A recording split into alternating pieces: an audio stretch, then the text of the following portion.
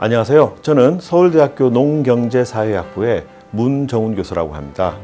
오늘부터 시작해서 10강 동안 어떻게 먹을 것인가에 대한 주제로 함께 여행을 떠나보려고 하는데요. 지금 제목에서 무엇을 먹을 것인가라고 제가 질문하지 않았고 어떻게 먹을 것인가라는 질문을 던졌거든요.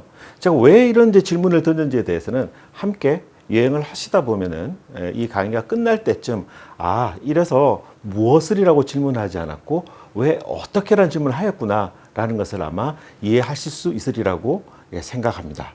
그러면 1강의 시작은 먹거리의 다양성 그리고 무엇이 문제인가, 이 다양성에 관련해 가지고 우리 먹거리에 어떤 문제가 있는지부터 한번 짚고 넘어가 보도록 하겠습니다. 자, 이 사진을 한번 같이 보시죠. 우리나라에서 가장 일반적인 마트에서 볼 수 있는 사과 매대가 되겠습니다. 이 사과 매대를 보시게 되면 지금 사과가 굉장히 먹은직스럽게 잘 진열이 되어 있는데요. 제가 요거를 몇 년 전에 제가 직접 사진을 찍었었는데 요 사진을 찍은 다음에 제가 스페인에 출장을 갈 일이 있었습니다. 스페인에 출장을 가서 제가 한 마트에 가서 스페인의 사과 매대를 한번 사진을 찍은 적이 있는데 그 매대 사진을 한번 보시고 한번 비교를 한번 해보시죠.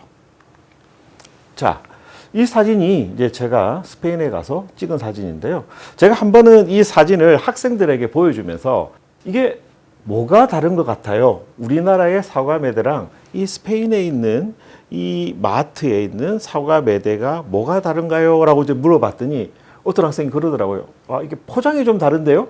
라는 이야기를 했는데, 그 이야기도 맞습니다. 근데 제가 오늘 집중하려는 부분은 그 부분이 아니라, 바로 다양성이 되겠습니다. 자, 다시 우리나라의 이 일반적인 사과 매대를 보시게 되면 사과가 종류가 한 종류밖에 없습니다. 그런데 이 스페인에 있는 이 사과 매대를 봤더니 사과가 무려 종류가 대략 한 12종류 정도의, 정확히 말하면 12품종의 사과가 예쁘게 포장되어 있었습니다. 즉, 우리나라 소비자들은 사과를 먹으러 구매하러 마트에 갔을 때 선택권이 없다는 거죠. 실제 우리나라에서 사과를 우리가 구매를 하려고 하면 한 시즌에는 거의 한 종류의 사과밖에 없습니다. 보통 늦여름이 되면은 그 아오리라고 하는 품종의 사과가 보통 나오게 되고요. 아오리가 끝나고 나면은 홍로란 사과가 나오죠. 또 홍로가 끝나고 부사가 나오고, 거의 이게 전부라고 보셔야 될 것 같아요. 한 시즌에 내가 시장에 가서 내 입맛에 맞는 사과를 고른다는 것은 우리나라에서는 매우 어려운 일입니다. 실은 이 사과가 우리나라를 대표하는 과일임에도 불구하고 어느새부턴가 사과에 있어서의 선택권이 굉장히 줄어들었습니다. 반면에 스페인이라는 나라가 훌륭하다 이런 이야기를 하는 것이 아니라 이 사진에서 보이고 있는 이 마트에서 판매하고 있는 사과를 보시게 되면 빨간색 사과, 노란색 사과, 초록색 사과가 있고요. 실질적으로 보게 되면 이 각 품종별로 특성이 다르기 때문에 껍질의 두께가 더 두껍고 당도에도 차이가 나고 좀 더 새콤한 맛이 나는 사과가 있고 더 단맛이 나는 사과가 있고 어떤 사과는 요리용으로 쓰는 것이고 어떤 사과 같은 경우에는 생식용, 샐러드용 이런 식으로 용도에 맞게 내 취향에 맞게 골라 먹을 수 있다. 이 부분에 있어서 차이가 납니다. 자, 이런 현상은 실은 우리나라에서만 있는 건 아니고요. 제가 예전에 테드라고 하는 그 강연 프로그램을 본 적이 있습니다. 거기에서 미국에서도 이런 비슷한 문제를 지적하는 학자가 있었습니다.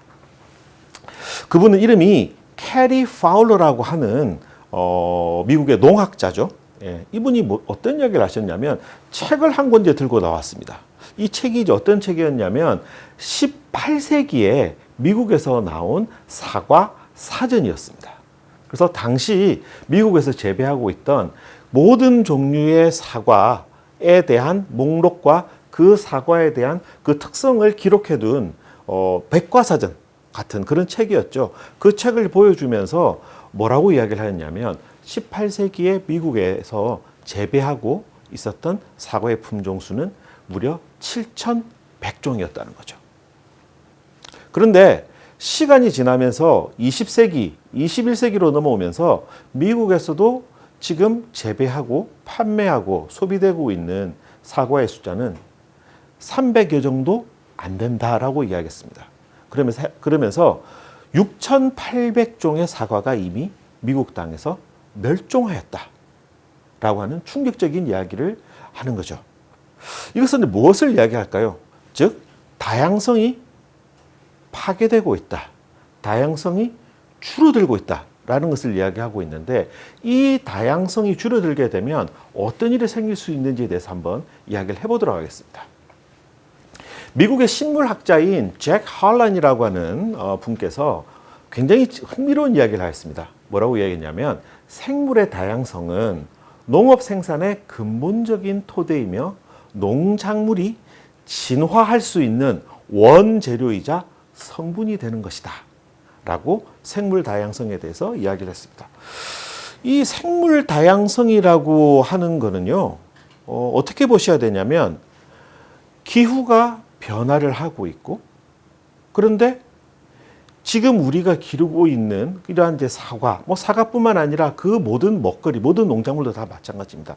특정한 기후 변화에 특정 유전자가 만약 굉장히 약하다면, 그런데 우리가 갖고 있는 품종이 그것 하나밖에 없다면 인간이 할 수 있는 일이 없어진다라고 하는 이야기가 됩니다.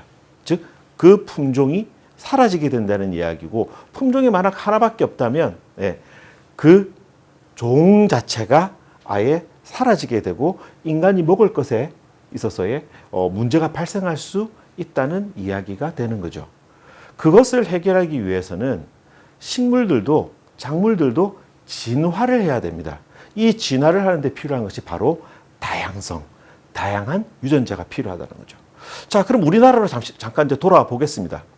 제가 몇몇 그 신문 기사를 스크랩해 가지고 왔는데요. 2017년도에 난 기사를 보게 되면 뭐라고 이야기를 하고 있냐면요. 기사에서 이 사과나무 재배가 이제는 대구에서 경기도 포천으로 올라갔다라고 이야기를 하고 있습니다.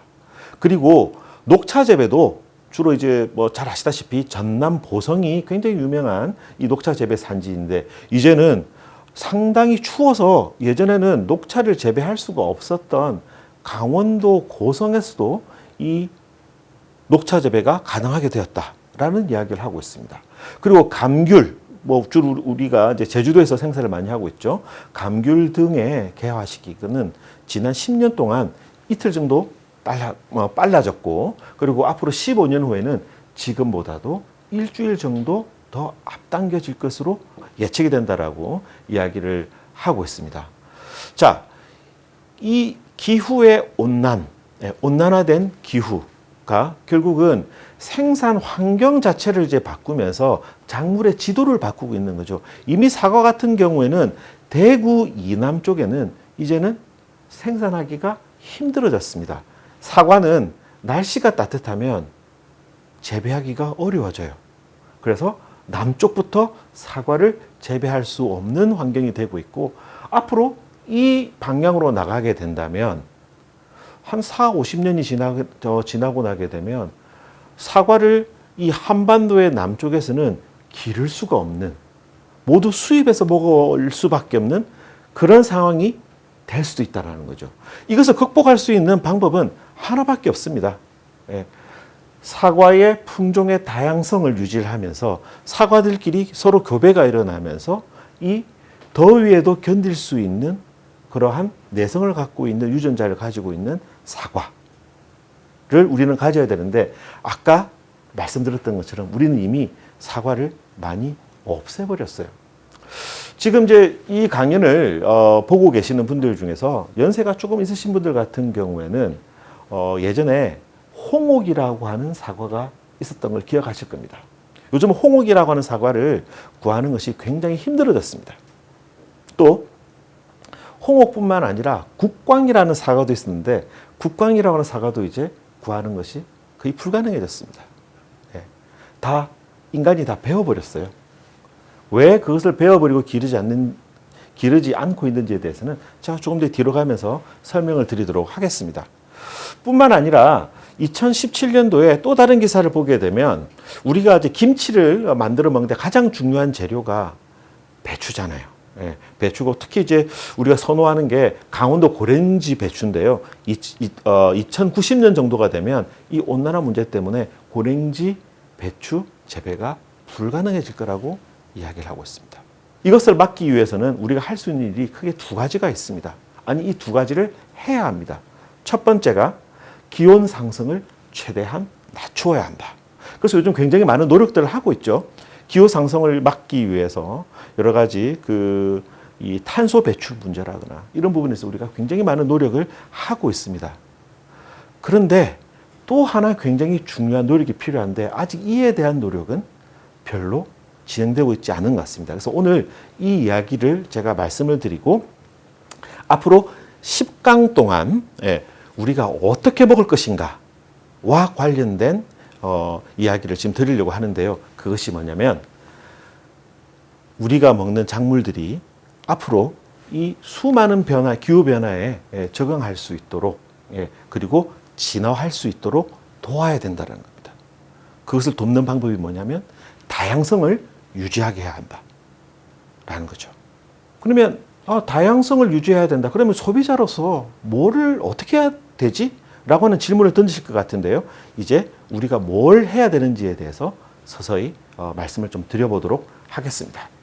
자, 지금 제가 계속 드리는 말씀 중에서 자주 등장하는 데 단어가 있는데요. 바로 다양성이라고 하는 단어입니다. 자, 생물 다양성이라고 하는 이제 표현이 있는데요. 이 생물 다양성에 대해서 잠깐 설명을 드리도록 하겠습니다. 지구상에서 이 생물 다양성이라고 하는 것은 지구상에 있는 생명체의 어떠한 다양함, 그리고 그것이 변할 수 있는 가변성을 가지도록 하는 것이 중요하다라고 하는 개념이 이 생물 다양성에서 출발하는 우리가 앞으로 지향해 나가야 될 부분이 되겠습니다. 자, 그러면 지구상에서의 어떤 생명체의 이 다양함과 가변성을 가진다는 것은 조금 더 구체적으로 가면 뭐 어떤 것을 의미할까요? 첫 번째, 유전적 다양성을 우리가 확보해야 되고, 두 번째가 종 다양성을 확보해야 되고, 세 번째가 생태 다양성을 확보해야 된다는 겁니다. 자, 그럼 유전적 다양성이란 무엇이냐? 사과를 가지고 이야기를 해보겠습니다. 사과가 다 같은 사과가 아니죠. 우리가 사과라고 통칭으로 이야기를 하고 있습니다만 사과는 분명히 굉장히 많은 서로 다른 품종, 즉 유전적으로 서로 다른 다양성을 가지고 있습니다. 네. 그래서 이 다양한 품종의 사과가 유지될 수 있도록 하는 것, 그것이 유전적 다양성을 우리가 보존하는 방향이 되겠습니다. 종 다양성은 사과만 국한하는 것이 아니라 사과도 있어야 되고, 배도 있어야 되고, 쌀도 있어야 되고, 뭐 체리도 있어야 되고, 무화과도 있어야 되고, 이러한 것들이 바로 종의 다양성을 유지하자. 뭐 재밌게 말하자면 사과만 먹지 말자, 배도 먹고 감도 먹고 무화과도 먹자라는 이야기가 되겠습니다. 예. 생태 다양성은 뭐냐면 이러한 다양한 품종의 사과와 그리고 다양한 과일과 이런 작물들이 생존할 수 있는 그 생태계, 습지라거나, 그죠? 그런 뭐 산에 있어서 이제 자라는 작물들도 존재하니까 그러한 환경들, 그러한 생태들이 다양하게 존재하여야지만 이 종 다양성도 유지가 되고 유전적 다양성도 우리가 확보할 수 있다는 겁니다. 그래서 이 세 가지 유전적 다양성, 종 다양성, 생태 다양성은 굉장히 밀접하게 연계되어 있고 하나만 똑 떼어서 이야기하기가 어렵습니다. 이 세 가지가 서로 잘 역동적으로 움직이는 그런 다이나믹을 유지하는 것이 바로 우리가 생물 다양성을 유지하는 것입니다. 그런데 문제는 지금까지 우리 인간의 식생활 그리고 농업 생산 이러한 것들이 이러한 다양성을 훼손하는 쪽으로 가고 있다는 거죠. 이 부분을 우리가 극복해야 된다는 겁니다. 그렇다면 생산자들이 해야 할 어떠한 일들이 있을 것이고 소비자들이 해야 될 일이 아마 있을 것입니다. 이 지구상에서 먹이 사슬의 최상위에 있는 것은 결국 인간입니다. 인간이 무엇을 먹을 것인지를 정함에 따라서 무엇을 재배할 것인지를 정하게 되죠.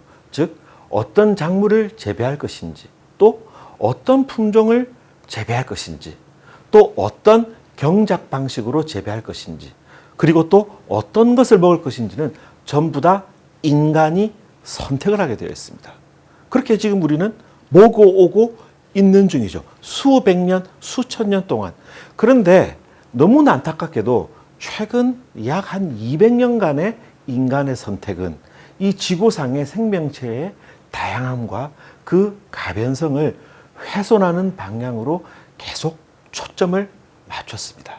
왜 인간은 이 다양성과 가변성을 훼손하는 쪽으로 선택을 했을까요? 초점을 맞추는 게 하나가 있었기 때문입니다. 바로 생산성에 초점을 맞췄기 때문입니다. 네.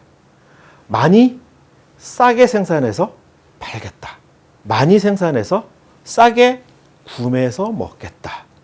라는 쪽으로 인간들은 최근 200년 동안 선택을 했습니다.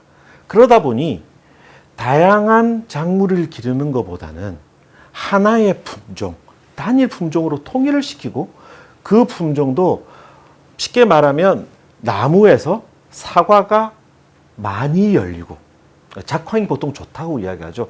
작황이 좋은 품종, 그리고 사과 알이 크고 또 오래 보존할 수 있는 이런 사과들을 우리는 선택을 했고, 비단 사과뿐만 아니라 여러 가지 다른 작물들도 언제나 생산성에만 초점을 맞췄습니다.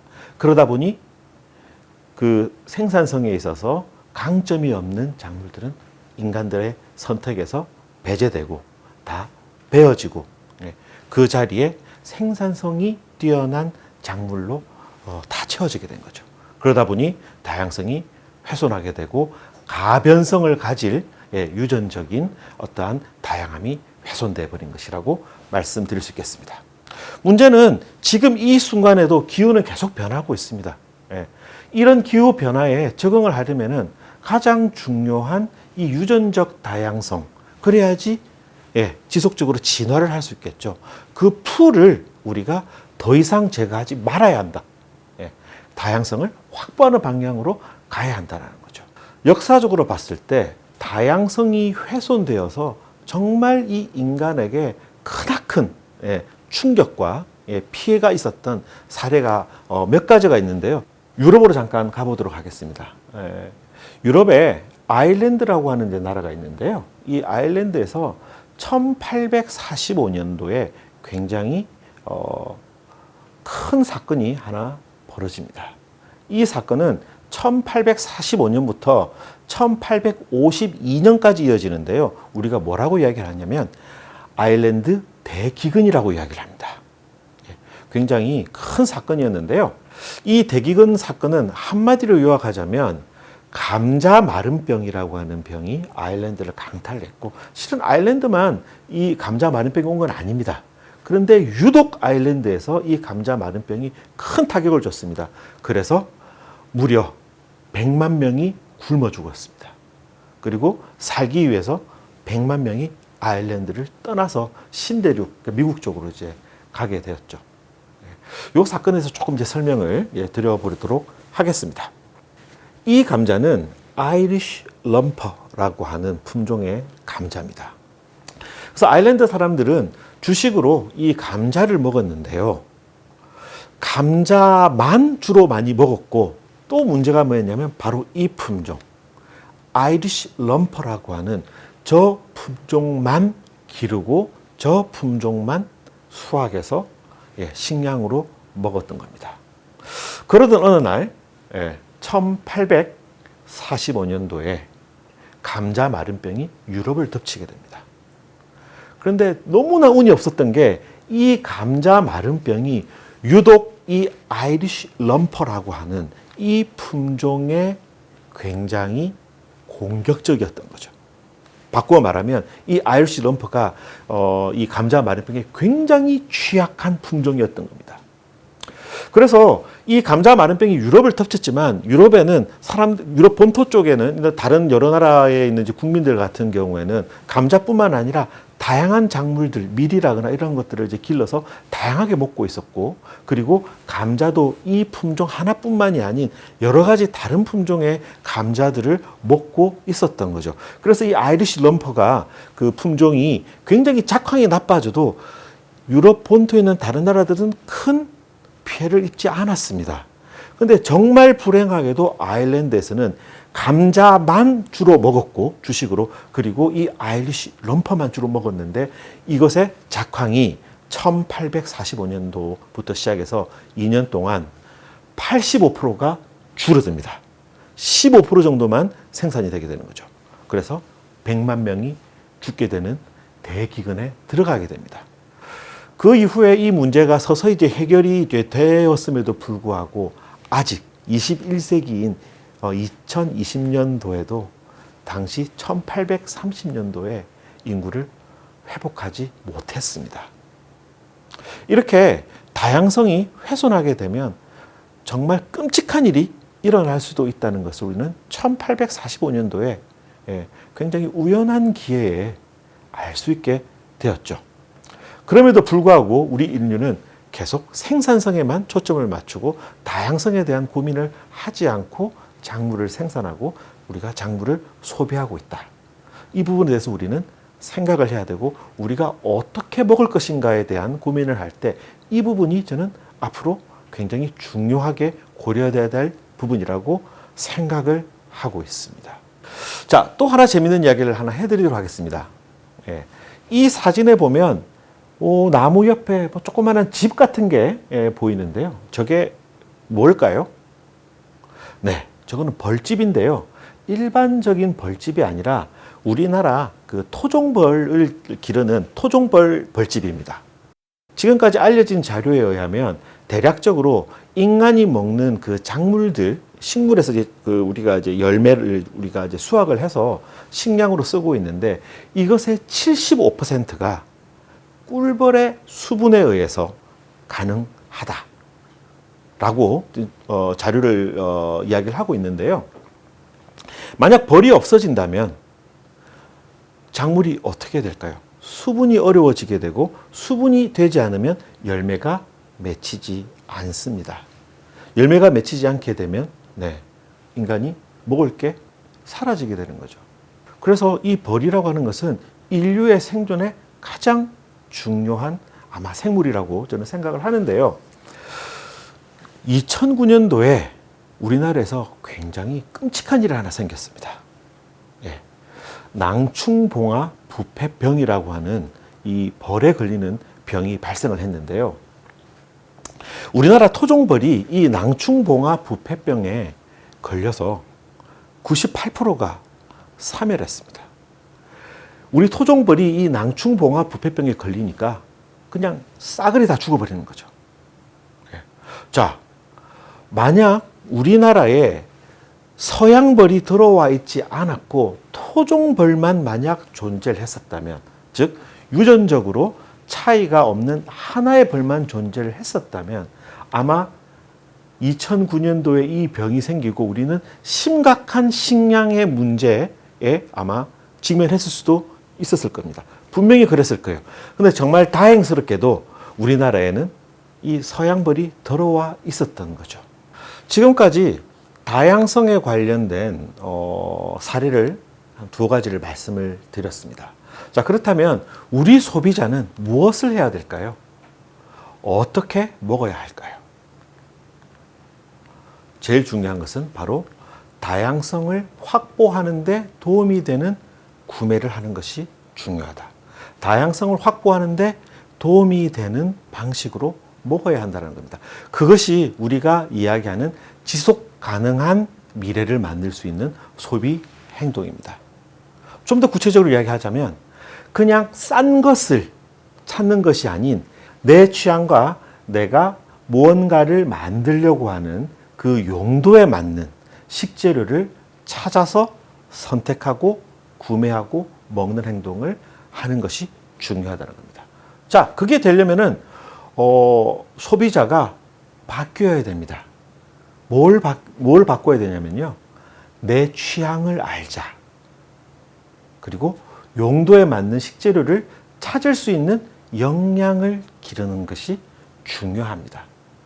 그 이야기는 바꾸어 말하자면 식재료의 본질에 대해서 우리가 이해를 하고 그 이해를 바탕으로 이 식재료 중에서 내 취향에 맞는 게 무엇인지를 알고 그리고 그것을 구매하는 행동을 보여주는 것. 결국 소비자들이 내 취향에 맞는 선택을 한다는 것은 소비자들은 다수이기 때문에 다양한 선택을 한다는 것을 의미합니다. 결국 소비자들의 다양한 선택은 생산자로 하여금 다양한 작물 재배를 유도하게 되는 거죠. 그것이 지속 가능한 미래를 만들 수 있는 소비자의 행동입니다. 일단 이 첫 번째 강의는 여기까지 마무리를 하고요. 다음 시간부터는 식재료의 본질이 무엇인가에 대한 이야기를 나누면서 이제 좀 더 다양한 식재료에 대한 이야기를 나누어 보도록 하겠습니다. 감사합니다.